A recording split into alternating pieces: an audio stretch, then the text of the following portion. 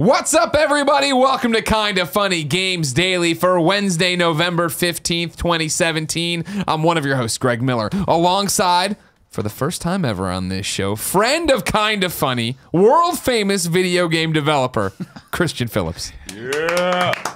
I'm not sure on what world, but I'll take it. The PlayStation world, of course. You Folks, think? yeah, folks know you, of course, from forever, right? Like you did Beyond back in the day. Didn't you come in for interviews? And then we did PSX stuff here on Kinda Funny. You were the former head of Sony San Diego Studios. Correct. Now you've been out officially a year today, you told me. Yeah, again, this whole thing coming together, amazing.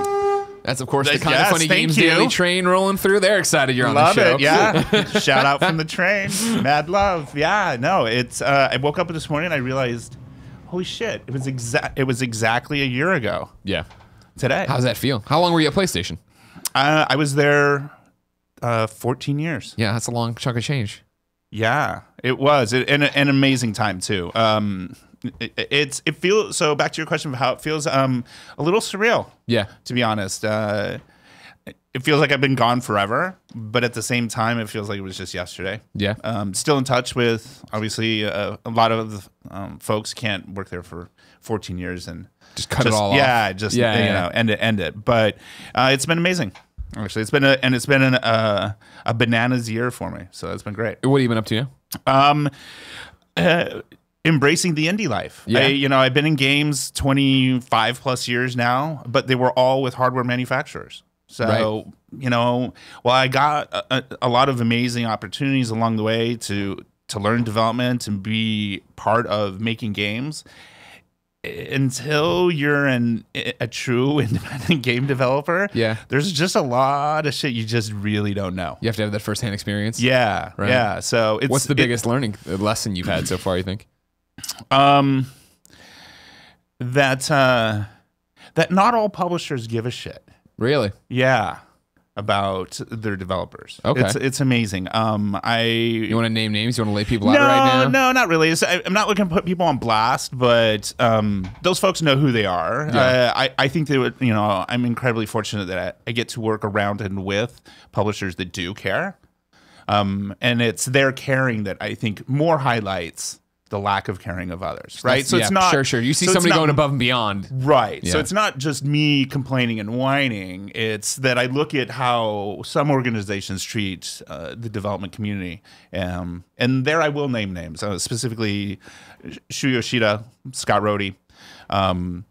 They're amazing individuals that really drive the discussion to be about what's best for the game and for the end. Players. Sure, of course, yeah. So the players first attitude. Yeah, absolutely. Lots of slogans being used and thrown around. Players first, but those two guys. It's not even a slogan though. Yeah, I mean, it's I guess for Microsoft. No, was it EA? Whoever did it, but it's like. I'm not going to let them co-op a really good term. That was something that makes sense. And that's a great vision I think a lot of people do have in this industry.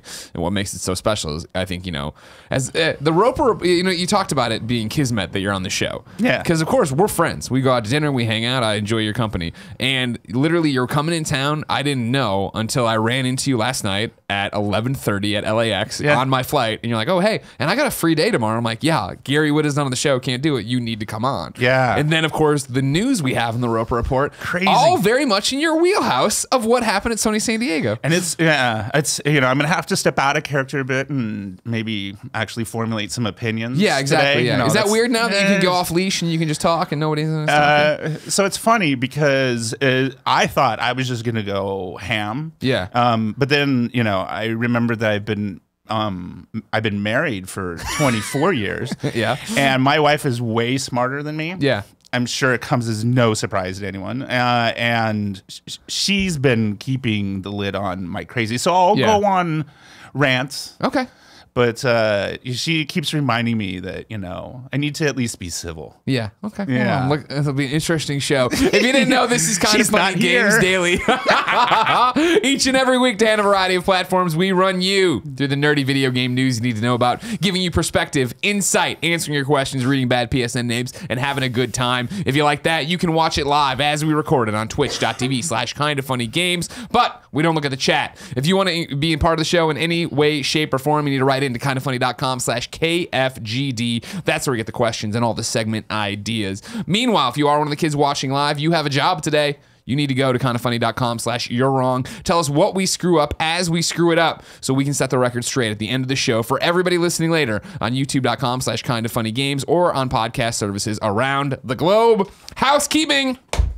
There's a new party mode up on youtube.com/kindoffunnygames. It is the return of Smash Brothers to our channel. We all play. Andy gets really mad. Then, if you go to patreon.com/kindoffunnygames, you can kick us $1 and get next week's episode early. It is Nidhogg. It is excellent. And even if you don't want to watch the content earlier, it would mean a lot to us to keep the lights on and the bills paid if you went to Patreon and tossed us a few dollars. Meanwhile, Andrea Renee has been nominated for the Game Awards Trending Gamer. Of course, she was on the show yesterday with Gary Whitta talking about it. Of course, she is too humble.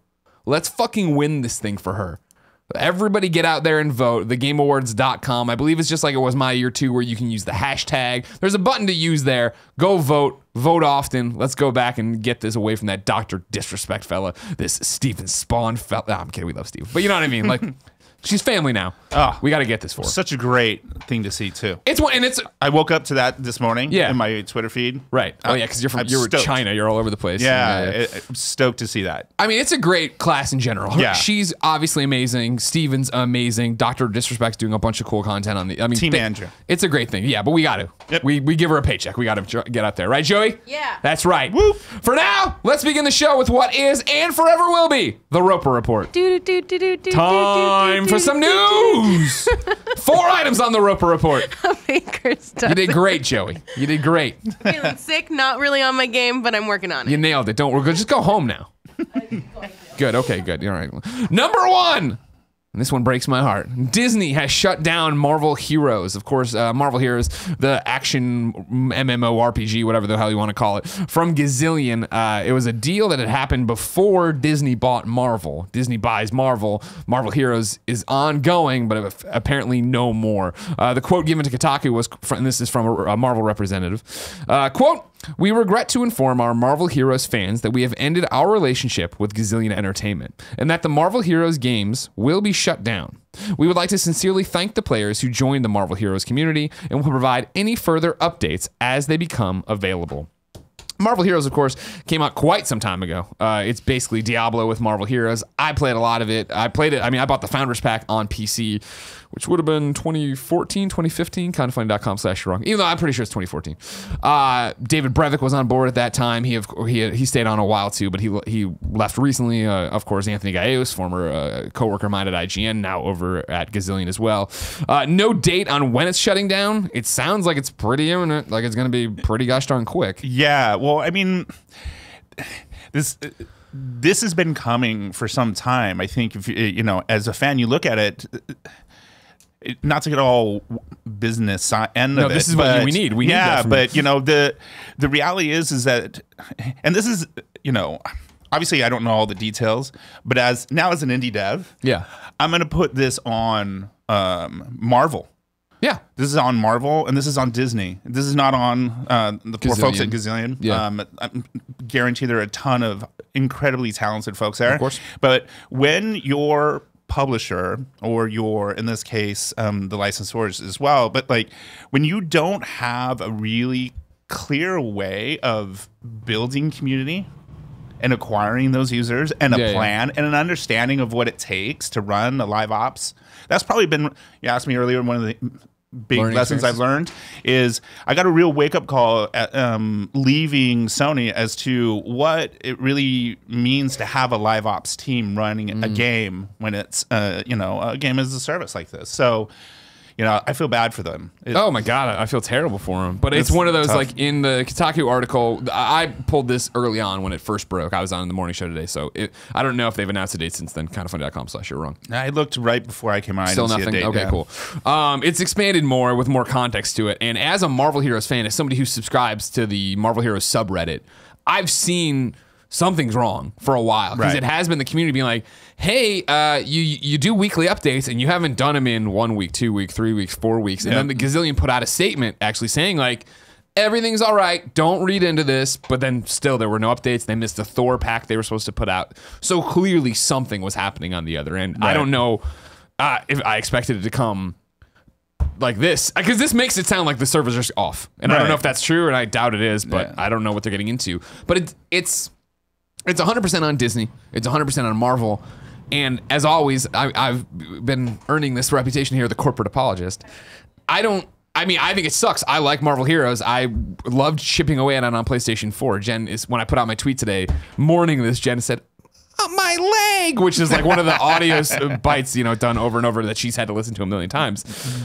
Disney and Marvel within their rights. You know what I mean? They bought this property, they bought this thing, and contracts were still out for it. And it seems like the scuttlebutt you've heard, some of the people who are getting unnamed sources, they've just never been a big fan, but they've kind of had to honor their agreement, and now the agreement's over. And it's similar to, I saw recently over the weekend that Deadpool was getting pulled from Steam, I think this week, the Deadpool game, where it's again, licensing is up. Like you don't get to sell that in perpetuity forever if you're Activision. You have to, Activision. You have to, when the agreement's done, the game is done. Yeah. And so this sucks and it's horrible, and I love Anthony. I love all the people I ever met at Gazillion.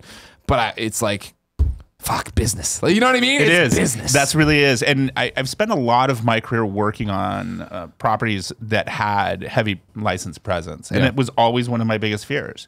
I worked at Nintendo on the Kobe Bryant NBA courtside. And we had, back then, I had the incredible honor of getting yelled at by David Stern for...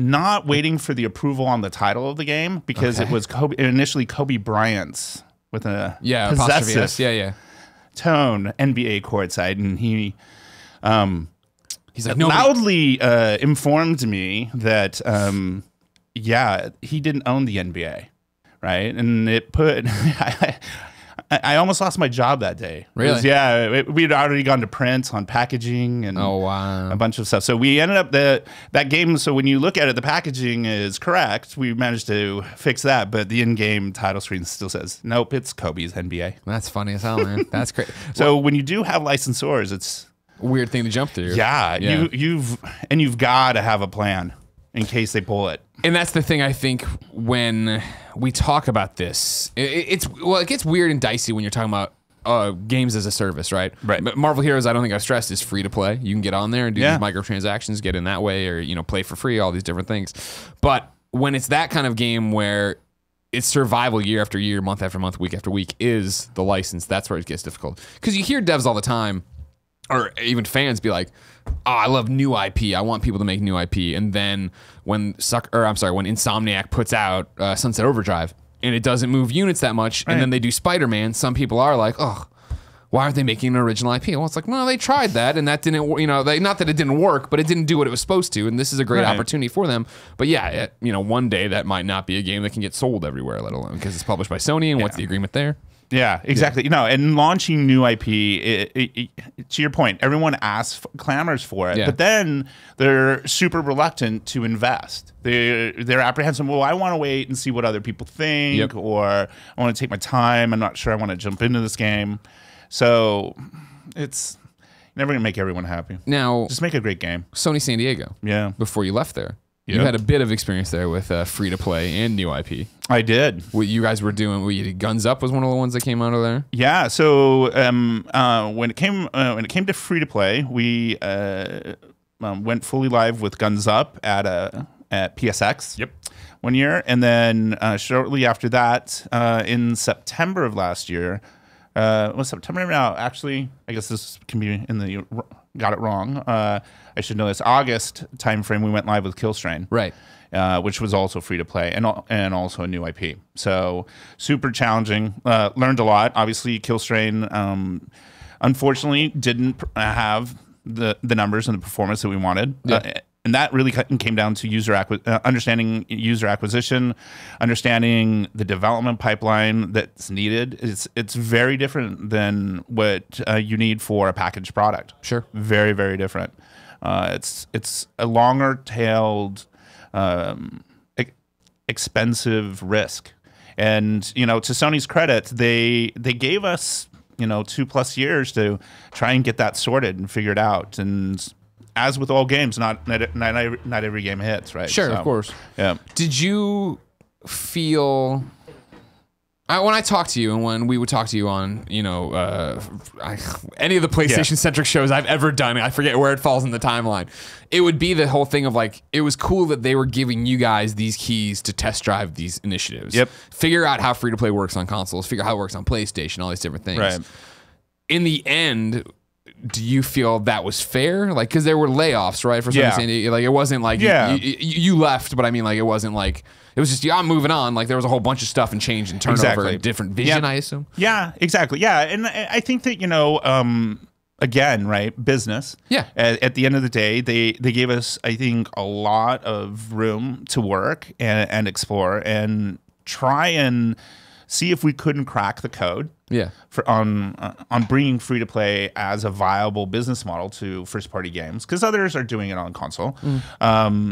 We certainly weren't that pioneering, but at the end of the day, you got a business to run, and it wasn't working, and then they're always reevaluating. Like they say, it sounds cheesy, but they are always reevaluating the portfolio and taking a look. And there we had layoffs for that team. I was part of that whole decision that got made, and realized that it was time too for me to not look for more of the same. Get out there and do something. Yeah, exactly. But when it came to Sony and free to play, they were they were really strong partners to us at the studio. Yeah, and very supportive. It's a slog. Sure, it's tough, which is why not everybody is succeeding, even like in PC. Oh yeah, right, where obviously this business model has been around far longer. Sure, yeah, and that's just the business side of the industry, right? It's like because correct me if I'm wrong. Again, because I'm always just the outsider commentating on what I see, right? Yeah. We've had a round of layoffs recently, right? It seems like with Telltale, we're restructuring, we're figuring out, we're going to fix our engine. Visceral getting closed, right? Right. I feel like, and maybe Visceral's not the best example based on some of the scuttlebutt around there and the Jason Schreier's article saying that it was off track and these were the problems. But I feel like sometimes Telltale's a good example, right? That it's not hard feelings. It's not that you made a bad game. Right. It's just that it didn't hit, and we wanted to try it, and we need to we need to reorganize, restructure. Absolutely. Yeah. Yeah. And that was very much the case here. Yeah. I think that Sony realized that there was a need to take a hard look at what they were doing with that particular project. Guns is still rolling. They pushed it to Steam, and it's available there. I've been playing a shitload of it on Steam. Yeah, love it. The game has just evolved so well, and a lot of the challenges that we were trying to figure out for onboarding people and getting them into the game and walking them through a tutorial without it feeling like mandated and oppressed. Now hit X. Yeah, exactly, right. And then making them feel like there was real value there for the content that they were pushing. That Sony pushes out there for purchase, that it's valuable, right, and that it's worth what you're being asked to pay, which is also very much in the news right now. Yeah, exactly. Oh, we'll get to that here in a second. Don't worry. I want to kick it over to Mark English though, who wrote in to kindoffunny.com/KFGD and says, Greg, as a proponent of games as services and as a fan of the game Marvel Heroes, how do you feel with Disney having shut down the game today, according to Kotaku? Do you feel you wasted your time or money in a game that was out for less than a year and will soon be unplayable? Or do you think it was worth it for all the fun you had? Going forward, do you think that more of these higher profile games as services will have shorter half-life due to the competition they face from other like games? Thanks, Greg. And Tim, he says, but we'll toss you in the Christian for helping me through the day. Loaded question, so let's break it down a little bit, right? He's specifically talking about Marvel Heroes Omega on the console, where he's saying, do you feel like you wasted your time or money? Worth pointing out that my time's my time, of course. Money, though, yeah, I had gotten, when they sent me review codes, I unlocked all the packs through codes they had sent me, and I was talking about the Spider-Gwen story where I rolled a bunch for her. Since then, I have invested money, but not nearly as much as if I would have bought all that stuff. More importantly, though, Marvel Heroes overall, again, when David Brevett came by the first time for his first Up at Noon and showed me that game and talked about that game, and maybe it was just a demo, but I digress. I went and bought the Founders Pack for $150 and played on PC and bought more stuff there with real money. Yeah. How do I feel about all this as a fan? It breaks my heart. Marvel Heroes Omega is a game that I still like. I put everything in folders now, and I keep at the front games I'm going to play, right, or that I'm playing in the moment. And Marvel Heroes is always in that top 5 or 7 because it's just there are days where I'll be hungover. I'm like, you know what? I want to play a game, but I can't. Like, I'm not gonna enjoy a story. So let's just go through as Lady Thor and beat the hell out of everything as Jane Foster. That breaks my heart that experience won't be there. I do not feel betrayed by this. I think that, like most of us, I got my ticket punched. I knew what I was getting into. A better example for me personally is DC Universe Online, where you know how much I've always loved that game. I still keep my $150 annual subscription to DC Universe Online, even though I can't remember the last time I put real time into DC Universe Online. But I love my Taylor Swift character, and I want all that stuff in my vault, and I do want the ability to go back there. And because I love that game, I want to support it, and I want to give them money. And the money I've sunk into that thing through the let's get a better aura or stupid boxes like that. Not like I'm dropping thousands on it, but like my subscription is $150. One day that's going to go away. Yeah. And that one will be, I mean, like, this sucks because, oh man, I know Gazillion, I love the game, blah, blah, blah. DC's been such a huge part of my modern gaming life that when that, and it's my fucking heaven, as I always talk about, when that inevitably closes, that's going to be devastating for me. But again, I knew what I was getting into. I knew how all this worked. I feel like the time thing, I don't think counts because right. Every game ends. Yeah. You put 500 hours into Skyrim, you walk away eventually. It's not like you're going to do it nonstop. Right. Yeah. A new game comes out. Takes that spot in the folder. In the money I've spent on Marvel Heroes or on DC Universe Online or whatever games as a service now with Friday the 13th when I'm buying counselor packs or whatever, Halloween costumes, I don't see it as something that now I'm owed another 8 months of the game or a year of the game. I see it as like they're doing something I love and I want them to be around as long as possible. So I put that in there. Again, for Marvel Heroes Omega, different conversation than some people had. I saw on the subreddit today, people like, well, I wish I would have known this and I wouldn't have bought the Guardians of the Galaxy pack last week. I get that, but see, I don't get that, right? Because the content's there. It's not like, I could see if maybe that same person said, I wish I hadn't pre-ordered it, but they have the content. They got it and started playing it. Yeah.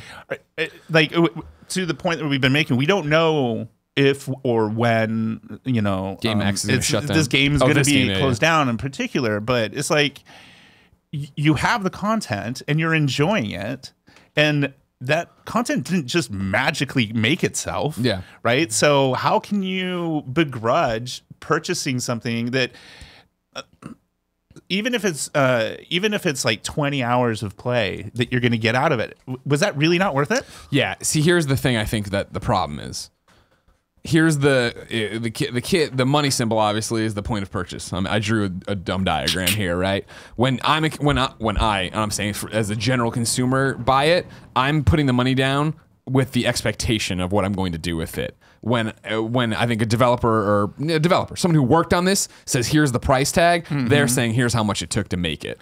Sure. And I feel like that's just, and don't get me wrong, I'm not saying like, so fuck it. I guess, so going back to your chart, I guess my very high class, right? This, on this end is, the consumer end. Like when is this line going to be long enough? And I feel like it never is. It'll never be long enough. So, no, there's never going to be a way to be long enough. So that person could have bought in the example, could have bought a pack, and in 3 years, they would probably still be complaining that the game was going to be shut down. You know how we all do it too, right? Where it's like, okay, cool. Like the person on the subreddit I saw bought Guardians last week. Maybe they didn't start it. You know what I mean? It was the thing. Oh, I bought it and it's on the pile of shame. I'll get to it when I get to it. I saw it it was on sale or why ever they decided to buy Guardians last week. I get it to an extent of like that, but there's also, again, be an informed consumer. And I'm not saying this is on it, but like, hey, updates. Like there's scuttlebutt in the community that something's not correct here. And you're already on the subreddit. You saw people talking about there being a problem. Right. There's something to that. Not to mention the fact that you're not owed anything. We all agree to that when we buy it. We know what we're doing. Just buy boxed, physical, finished games that are single player only if you want to be there eventually. But no matter what you buy, the Destiny 2 servers will be closed one day. Yeah. The Call of Duty servers will close one day. If they bought that pack and then they had a shit experience, then I understand the complaint. You know what I mean? Yeah. Did the announcement degrade your fun with the content you just acquired?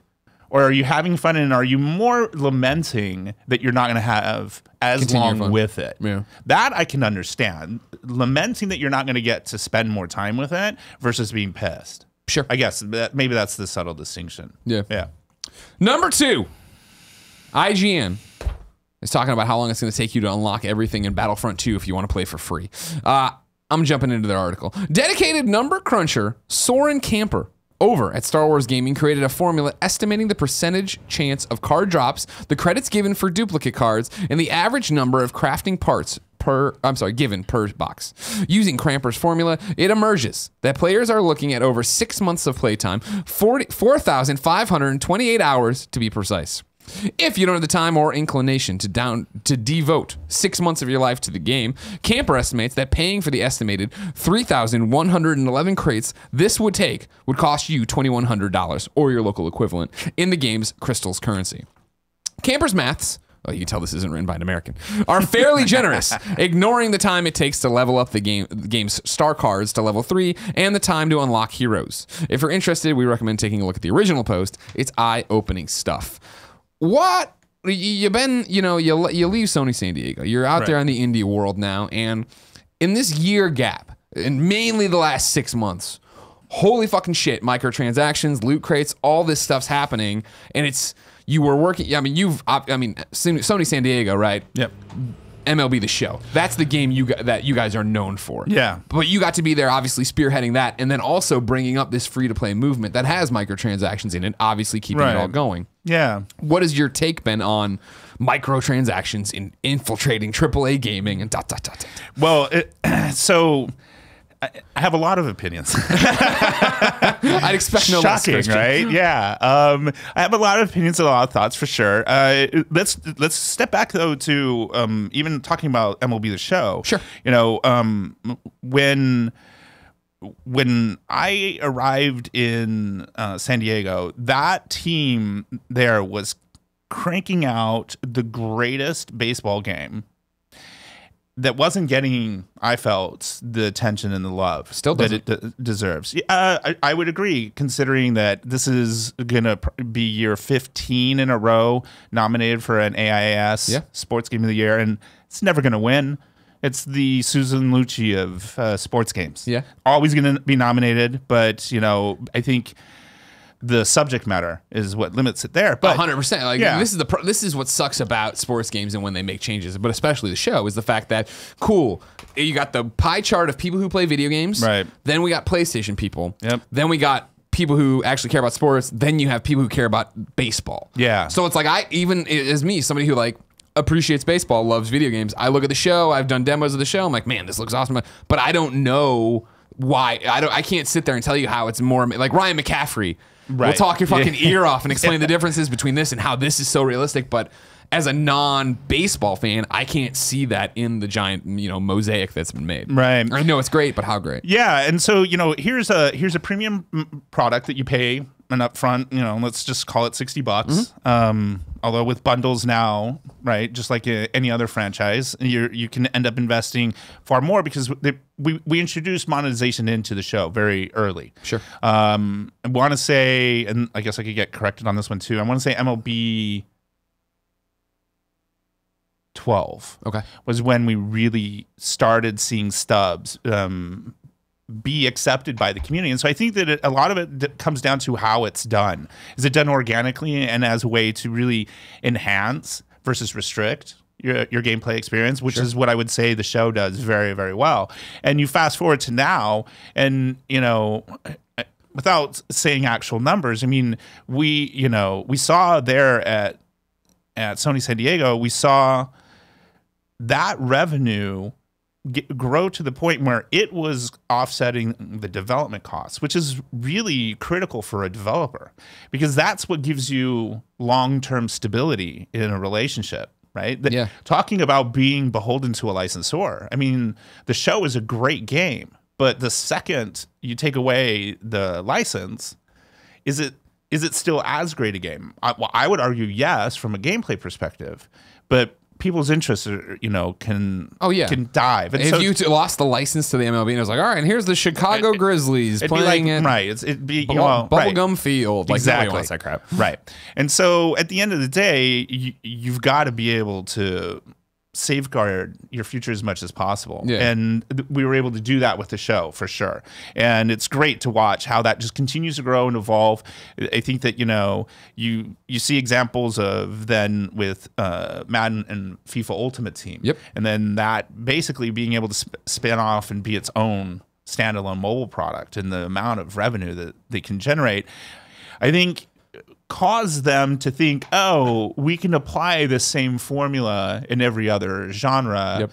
And they didn't. I don't know that they really took the time to think through the value. In articles today, I read something this morning on my Twitter feed that, I think out of Kotaku, where they were saying, well, that's great that they dropped the price of Vader and the others, but they also dropped at the end of the mission, they dropped the value that was in the loot box down to $5,000. Yeah. Right. And they had a good explanation when you think of it on paper. Well, it was always intended to be just enough to be able to unlock. I can't remember which character it is. Somebody will tell us for sure. But it's a carrot at the end of the stick. Right. And that to me showed where the real breakdown was, because they only thought to reward just enough to create a purchase in the hopes that they would probably make the person comfortable with that loop, thinking then they'll spend more money.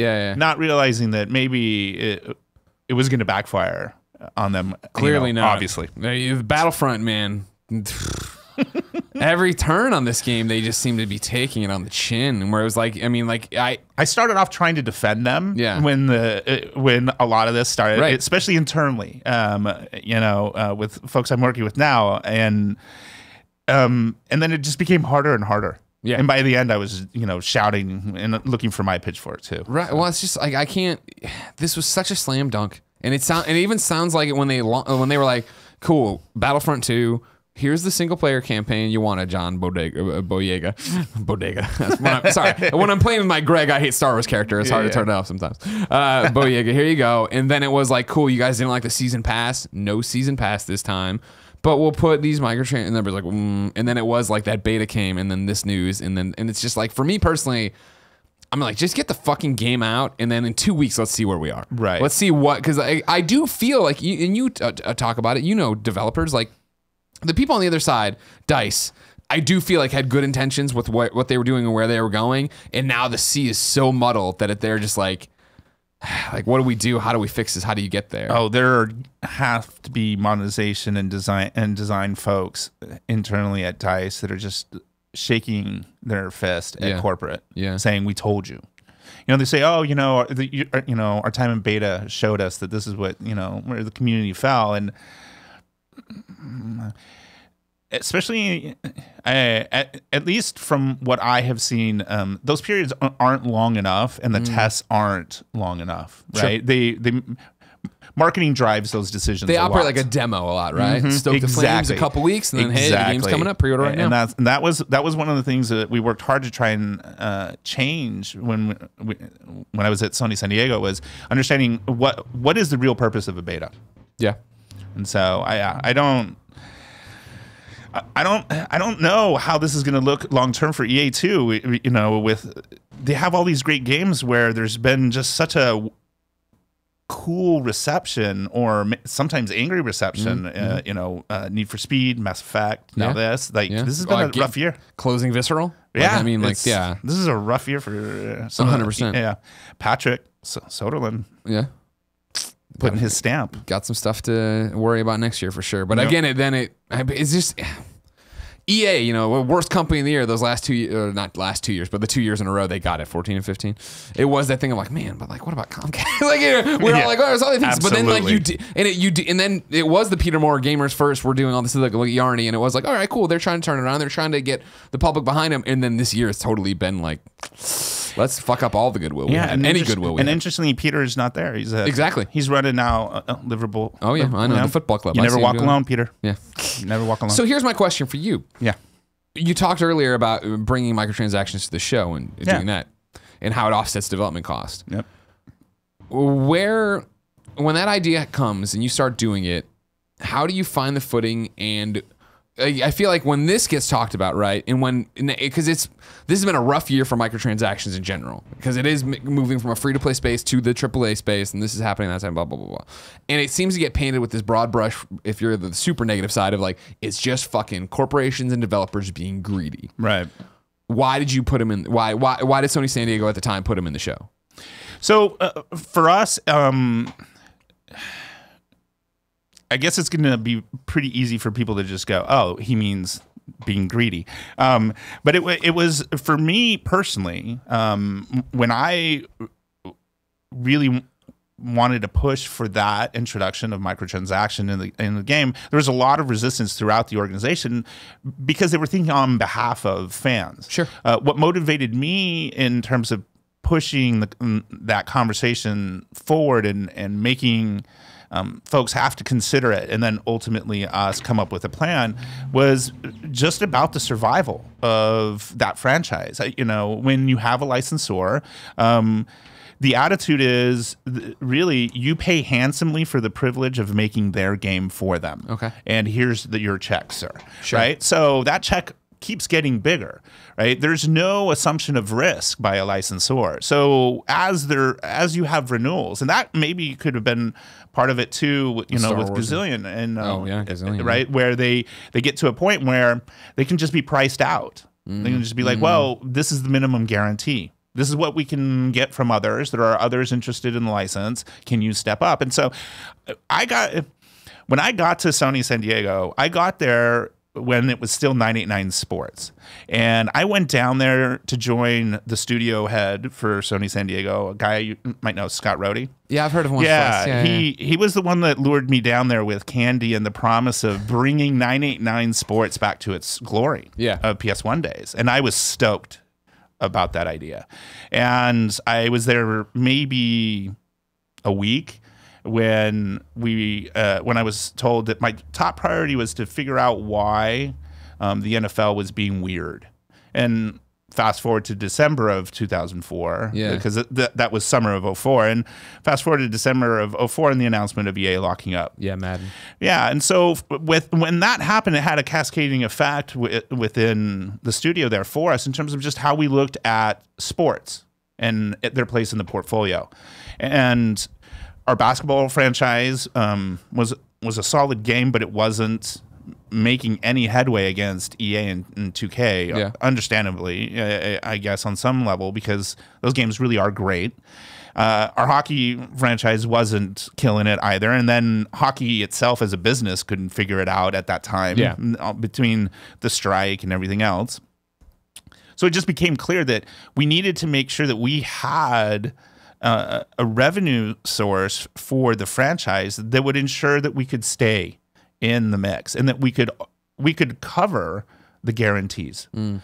Because to your point from earlier, like baseball as a total available market tends to be around the 3 to 3.5 million unit. When you're talking about packaged goods. Sure. And it's been that way since I worked on the Griffey games on Super Nintendo. Like very rarely would you see the total, well, and that's like the total market. I'm not even talking about for one franchise.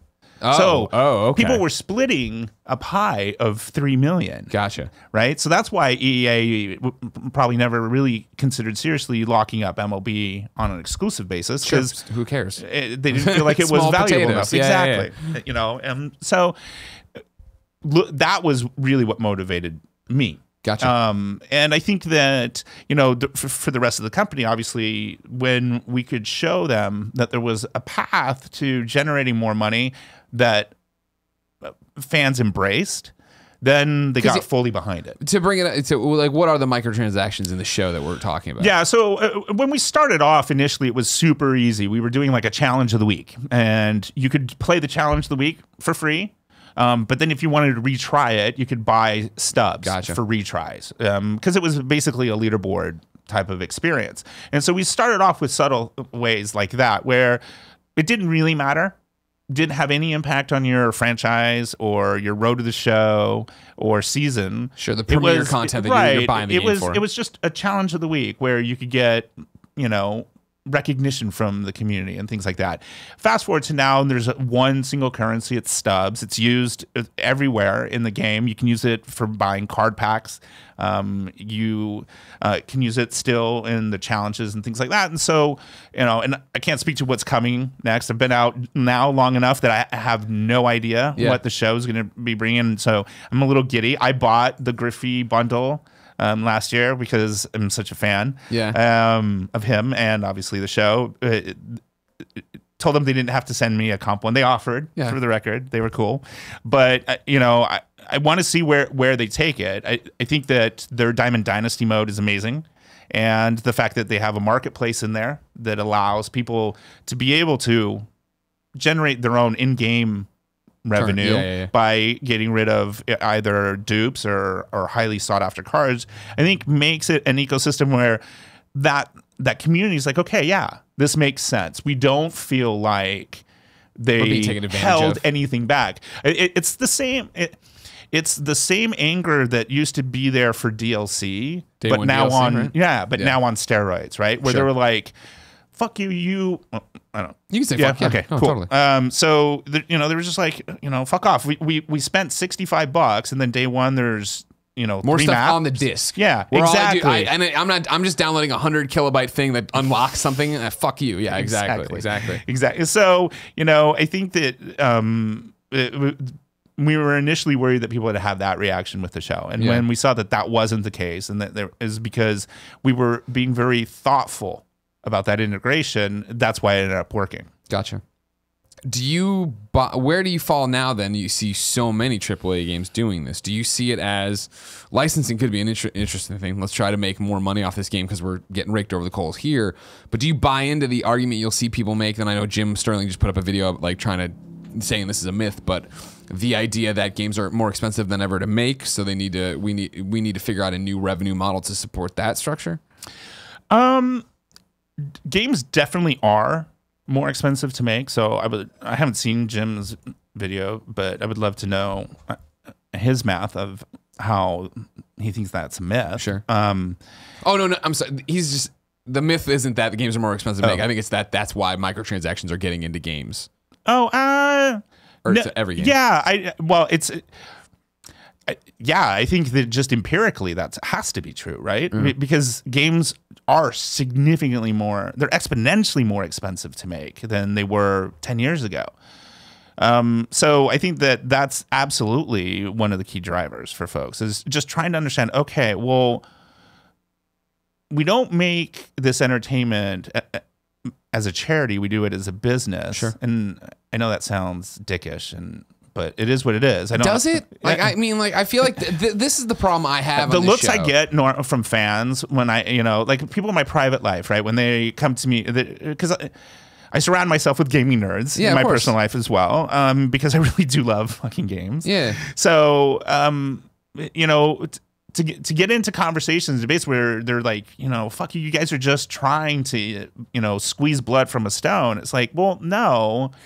We're trying to realistically look at, okay, how do we offset the development costs? Yeah. There's no equivalent in the movie industry or the music industry, right? It's literally just sell more copies. Yeah. But for a closed system, like a PlayStation or an Xbox, you have a finite reach. So now you really do need to figure out how to maximize in that finite reach.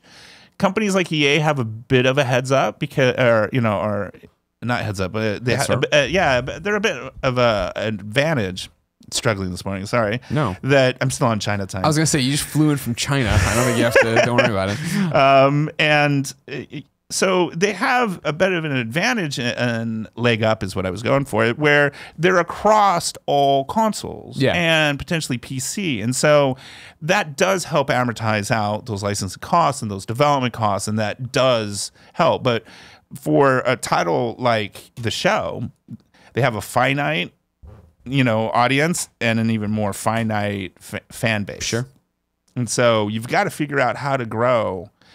And that's tough. The biggest, The thing that makes me like about this whole argument is when people just want to throw microtransactions in general are bad, or in me saying that, then throw it back in my face that I'm a corporate apologist. Yeah. And what I keep talking about is this balance between art and business, and that's what games are. And we haven't figured out a way to make them just art, where you can get a government grant and make whatever the hell you want, and nobody's looking for a profit. And like it is that business. And so this year has seemed egregious with these microtransactions, because there are people like the Battlefront things that have started doing it wrong. Right. Now trying to correct it, but have they really corrected it?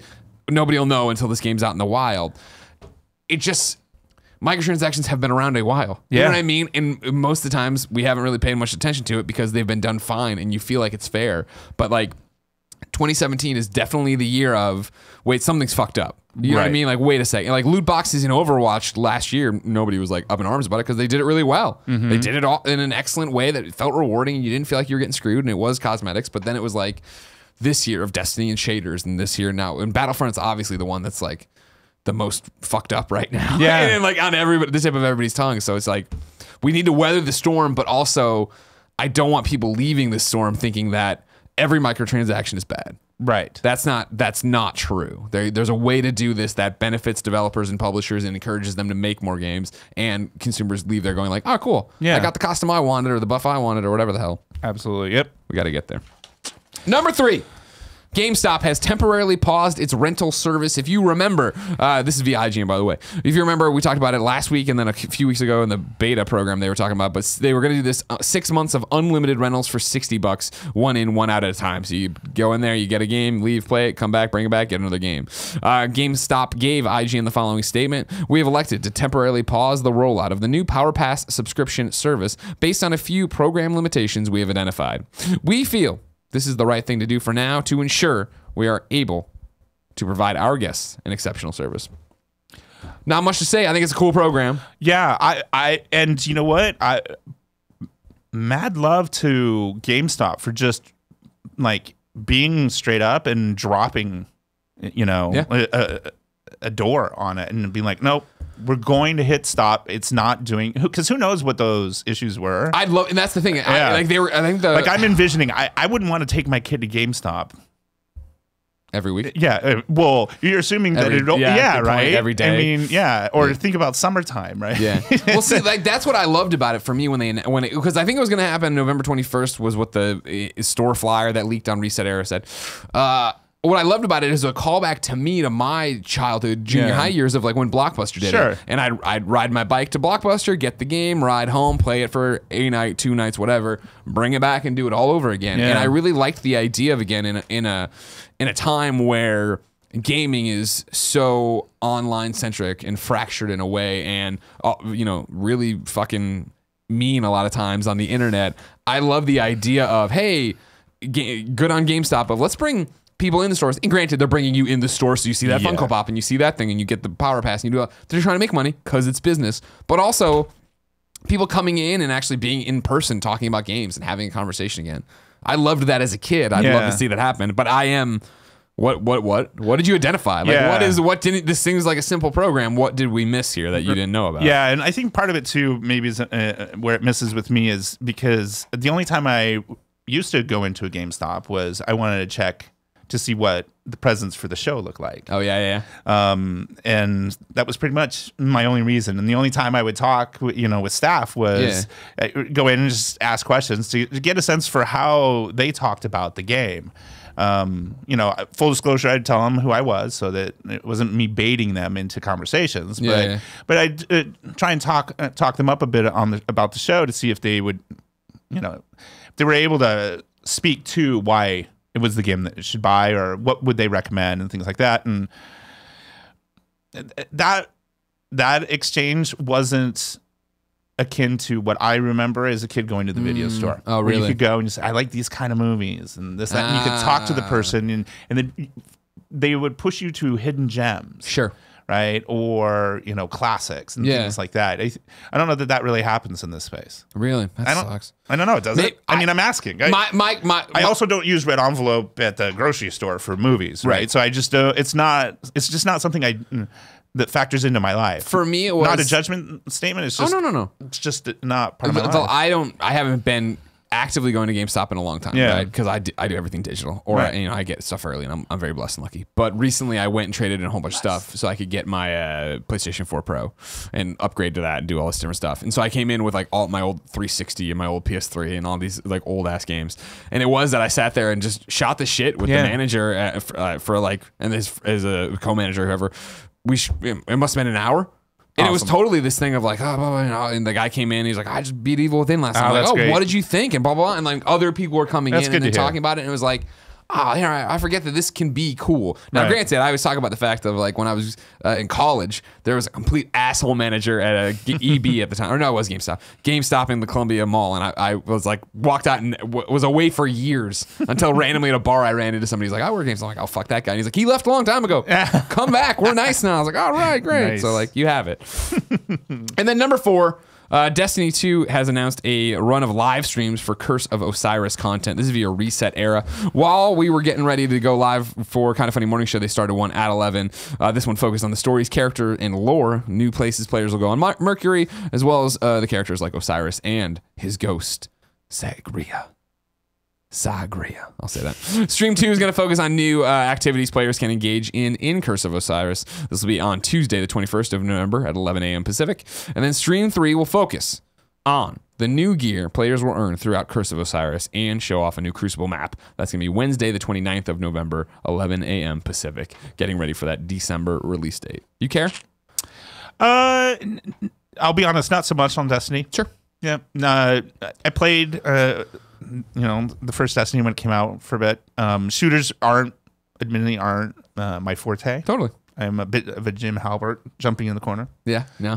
I got to jump back into Destiny 2 at Extra Life at Irrational Passions over the weekend, and fuck, do I love that game. Yeah. God, I came back we had the early flight to LA yesterday, but I played at like midnight on Monday night of like getting out my vault, my keys from the thing, trying to beat the raid again, trying to Nightfall Prestige. It's like, I love this fucking thing. I'm excited for more content. No, I think it's great. And I think that these streams are awesome way to introduce this content because, again, they're servicing a community. Yep, right? exactly. So then when all this content is available for purchase in-game and you have to grind to get it, you're going to be fine with it because...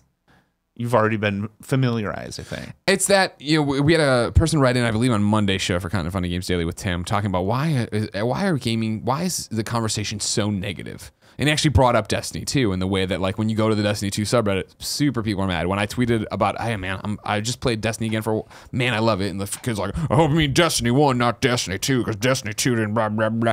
And that's all true, sure. And as I've always said, I think the vocal minority makes themselves seem like a majority when they get out there and say stuff.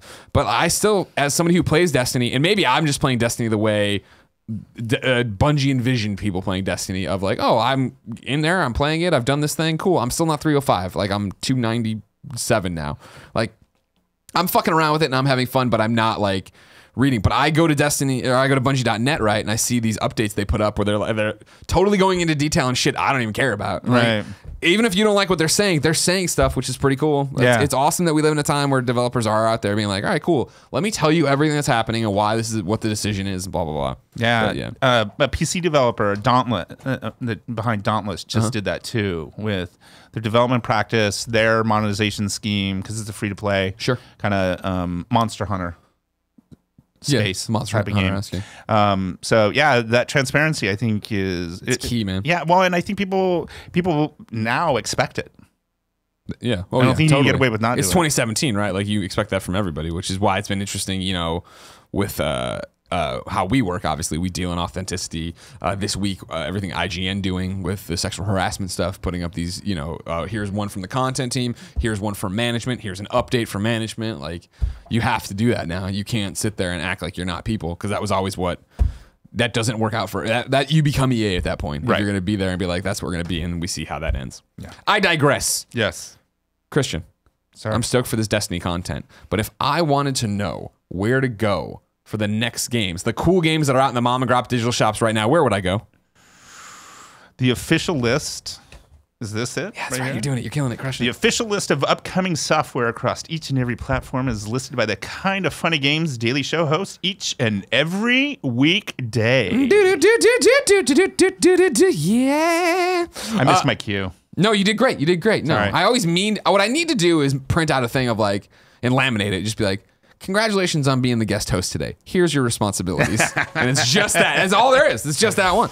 Out today, apparently, according to that video game release site Andrea always sends me to, Final Fantasy 15 multiplayer expansion Comrades is coming to PlayStation 4 and Xbox One. It wasn't on Kotaku's list. So I digress on where that is. I don't know.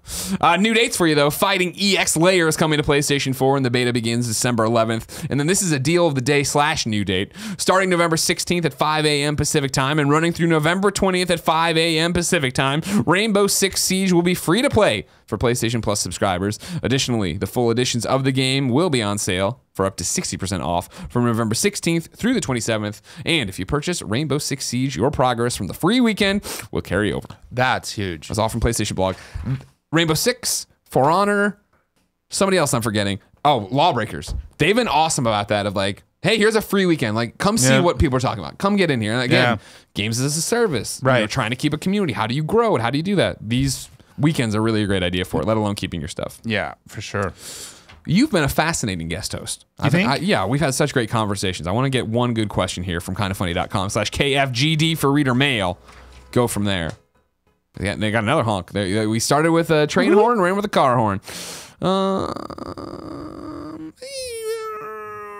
Maybe we got around this. Maybe. Let's just go with KCG's question, all right? Okay. Why are games becoming so expensive to make?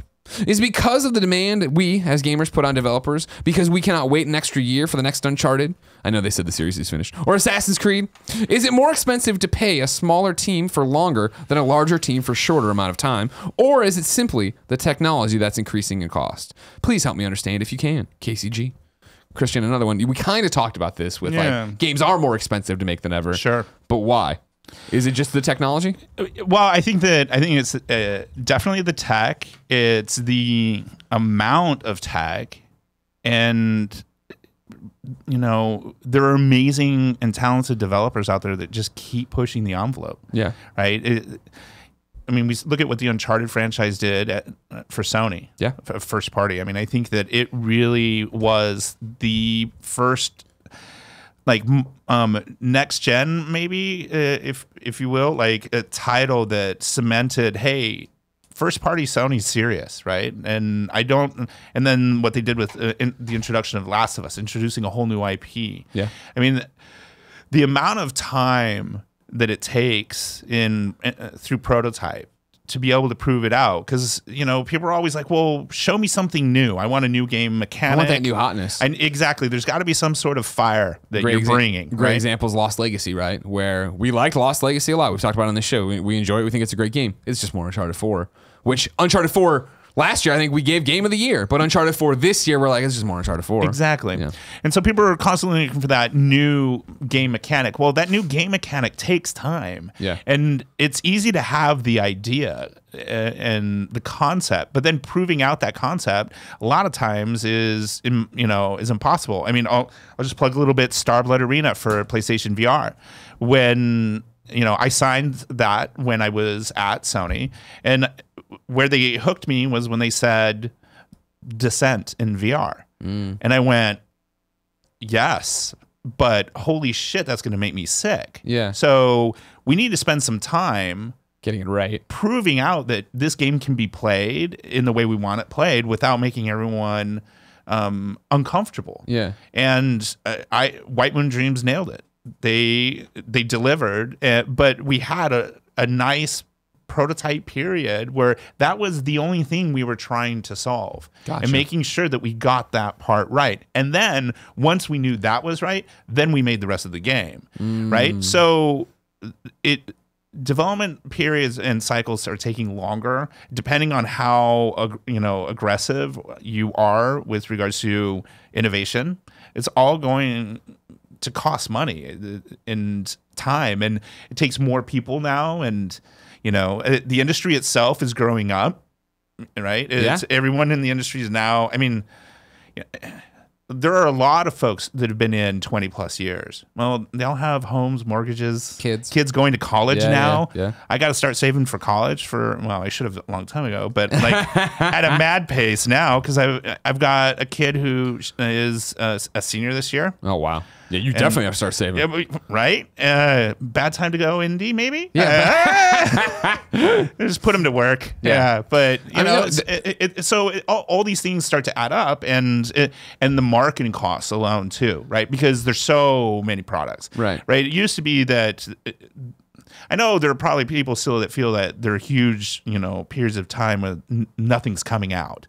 That's not true. Games are coming out all the time. It's that you're not aware a lot of the time of some of the smaller games because they just can't afford to rise above the noise, right? So all these things together just makes the final ticket really expensive. It's interesting. I obviously know of the technology. I know of prototyping and how long that stuff takes. Interesting. I didn't put it in the thing because it's totally something you'd expect a mouthpiece to say or whatever, but Soderlund from EA was talking in some interview, I think on Games Industry, about how EA Motive's game that Jade Raymond's working on has a mechanic no one's ever seen before in video games. And it's like, that's kind of a buzzword, but it's also kind of like, oh, well, there you go. And he says in the article, like, expect the game like fiscal 2021. Right. And they've been working on that forever at Motive. Yeah, exactly. I digress. I never thought about the idea of, from your guys' perspective, developers, talent drain, and people growing up and then having nowhere to go, right? I mean, that's what we always talked about it, like IGN, there being a problem of like, well, I can only go so far at the company, right? And why I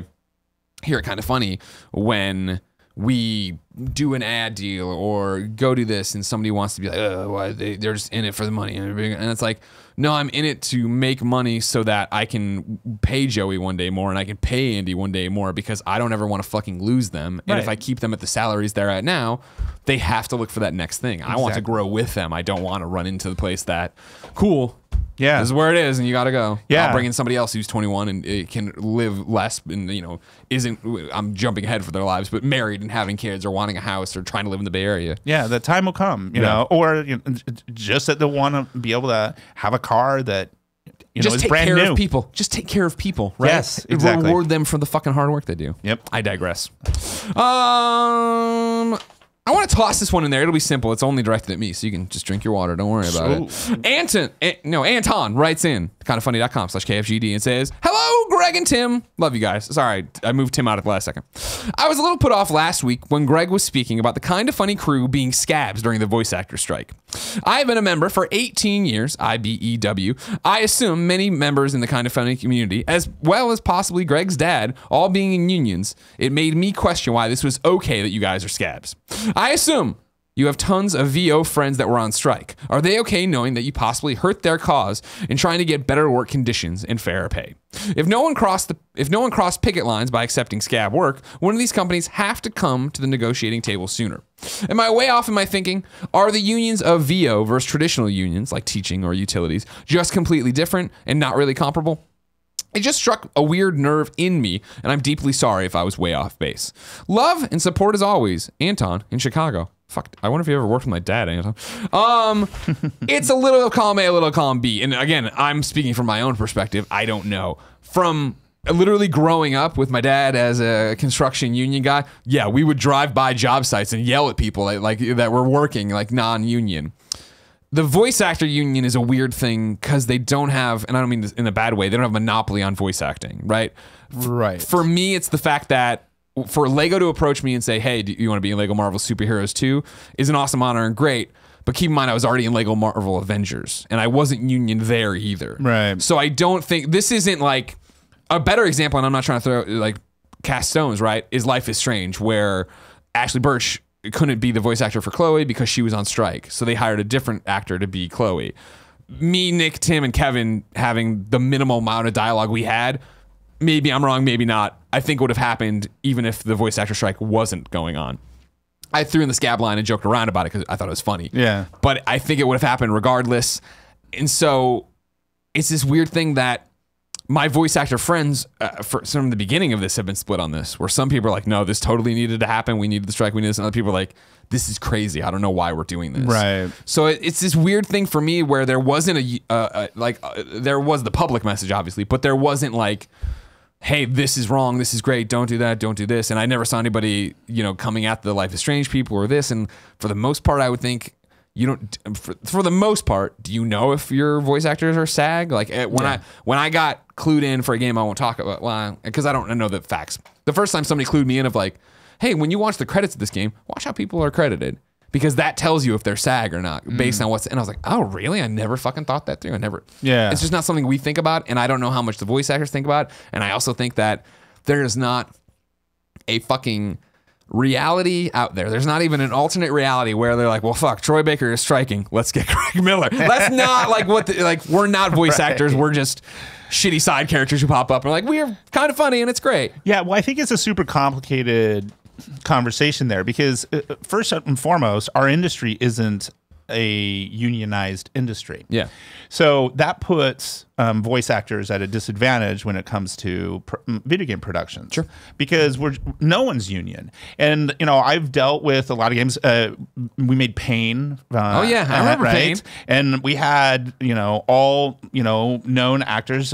Got to work with the Hoff and Mr. T. Oh, yeah, you did. And, yeah, you did. And so, that was a union production for us because we were going with known talent that they wouldn't work otherwise, sure, unless it was a union production. And we were fine with that because they were the ones that we wanted. Now, without getting into too much detail, like part of the negotiation that went back and forth was an educational process of helping them and their representation understand too that unlike in a movie, for a video game, a voice actor, no one's going and buying the Lego specifically because title because you're in it. No offense. No, right? Taken. But that's and that's true for I don't care who it is that's doing voice in our industry, and that doesn't take away from their talent. It's that we also have entire engineering teams, design teams, and artists out there that are making the game a reality, and it's their work that is the cause for the purchase. Right. So it's tough for them. So that just creates a scenario where it's, I think, tough then for the union to be able to come in and make certain demands and saying, hey, every production needs to be a union production, this, that, and the other. It's never gonna happen. Even in the movie industry, right? There's still non-union productions. Right. They're few and far between, but they happen. Yeah. And so I don't know that I would consider you guys' presence in a game ever crossing a picket line. To your point, I agree. They didn't create the character and then do a casting call and pick you over a union voice actor. They said, hey, we want Greg back in. And so Anton, it's different. It's like, are the unions of VO versus traditional unions just completely different? I think it's what you're saying. The space is different. Yeah, and I totally understand where they're coming from. Yeah. And Godspeed, they should get what they deserve. They did, yeah. Well, they came to terms. I mean, it's over, so they got it. So good on them. But yeah, it's a complicated, weird situation that isn't as black and white as when I was a kid, and it was like, Dad's like, that's not a union thing. Right. Like, oh fuck, you know what I mean? Or like the restaurant in town by my house, like when they opened, they were built, I guess, by non-union people. Had like the fucking Grim Reaper out there and picket lines. You're like, oh shit, this is like a real thing. Yep. Time to squad up. This is where one of you writes into kindoffunny.com/KFGD. Give me your name, your username, your platform of choice, and why you need help in video games. I read it here. The best friends find you. Everyone plays games together and is an awesome community. Today, John needs help on Steam and Battle.net. On Steam, he's the Budded Knight. Knight. On Battle.net, he's Budded Knight. Hashtag, God, that's where we're at in my life, sorry. 1139. The Budded Knight says, I'm not toxic. I love making friends and talking video games. Please add me so I'm not playing alone. Thanks, the Budded Knight. Everyone add the Budded Knight or Budded Knight. Hashtag 1139.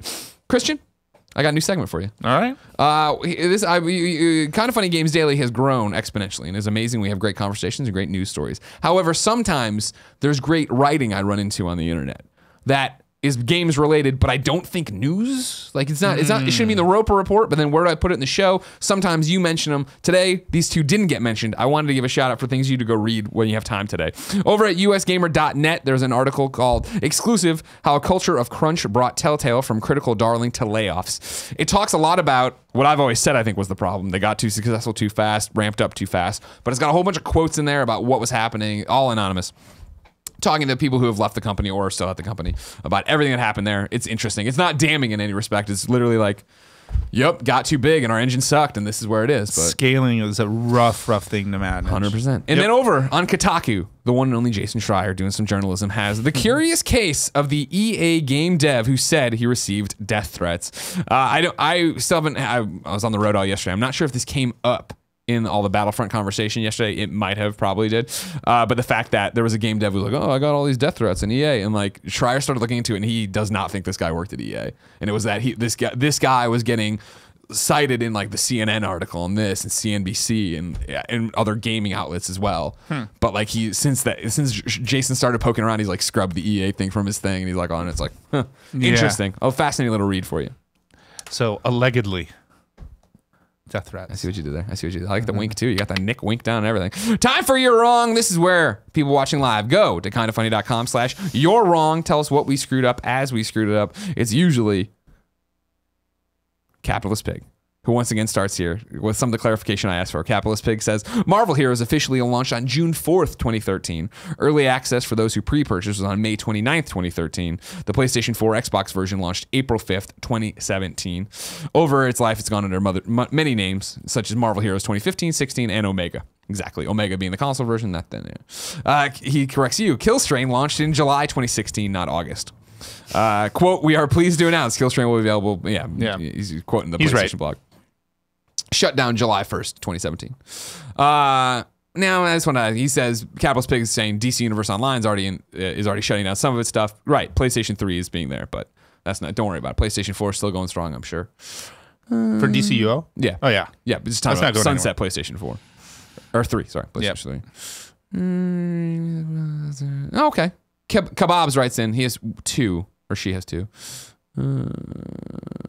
On Battlefront 2, unlock for Aiden and the mission rewards being decreased. This only applies to single-player missions, not multiplayer. This is because you're meant to unlock Aiden, the story protagonist, for use in multiplayer after finishing the story. Dropping her unlock price meant adjusting the reward of the single player as well. Otherwise, the player would unlock her a quarter into the campaign. Right. So my point there was, yeah, that's an awesome, very clinical explanation. Yeah. But you don't give awesome clinical explanations and then hope that the community is going to go, yay. Right. They don't give a fuck. They're already mad.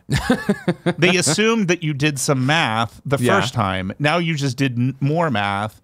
Their problem is they don't like your math. Gotcha. Number 2, Kebab says he's editorializing a bit. GameStop employees speculate the Power Pass program is being pulled because the program is too taxing on the outdated store computers. That's an IGN link there they're going to.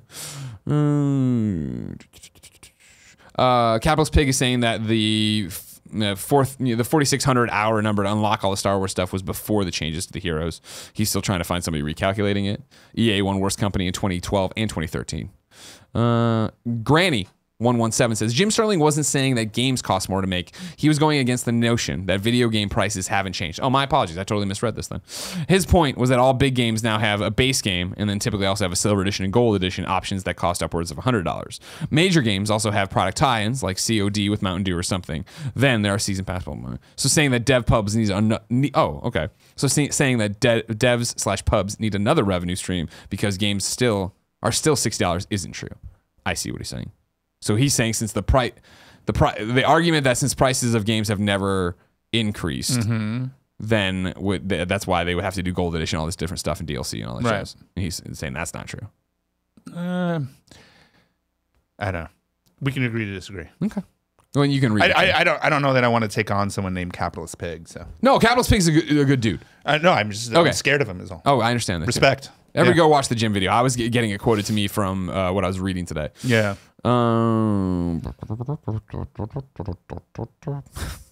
Titan Matrix says Christian said that no one was buying Lego Marvel for Greg's voice work. That is why I bought Lego Marvel Adventures. So why ended up buying this? You know what? Thank you for correcting me. I like being wrong. Oh, Beta says that you're not wrong. It's not a you're wrong, but you forgot to add that Xbox Live launched 15 years ago today. True. Congratulations. Not really something we do, but don't worry about that. Capitalist Pig says SAG-AFTRA doesn't have closed shop agreements where a studio must only hire union actors. They do, however, generally require studios to give preference to union members when hiring. Interesting. Well, where it really comes into play is the second you have one union actor, then the rest of it needs to be a union show. Oh, really? Yeah. Interesting. You can't split. You can't hire non-union and union actors for the same production. Okay. How did I get it? Whatever. There probably wasn't... like a Marvel Avengers they had. Did they have AFTRA folks? I don't fucking remember. Who knows? Probably Ladies and gentlemen, this has been Kinda Funny Games Daily for Wednesday, the 15th of November. Tomorrow, I'll be joined by Achievement Hunters Jack Patillo for the show. Remember, if you're watching this, thank you. You can get it on twitch.tv/kindoffunnygames live, later on youtube.com/kindoffunnygames later, and then podcast services around the globe, no matter where you get it. Thank you for watching the show. We love and appreciate you and your time that you give us. It's great. If you want to, consider going to Patreon. If you want to, consider supporting Christian. Thank you for coming by. Hey, thanks for having me. Follow him on Twitter. It'll be in the description below. Anywhere else we need to direct people? No, not for now. Just, still trying to keep my head down a little bit. Keep working. Yeah. And come up with something later. Until I've got something sexy to share. All right. Well, when you do, come back, all right? You know it. All right. Until next time, ladies and gentlemen, it's been our pleasure to serve you.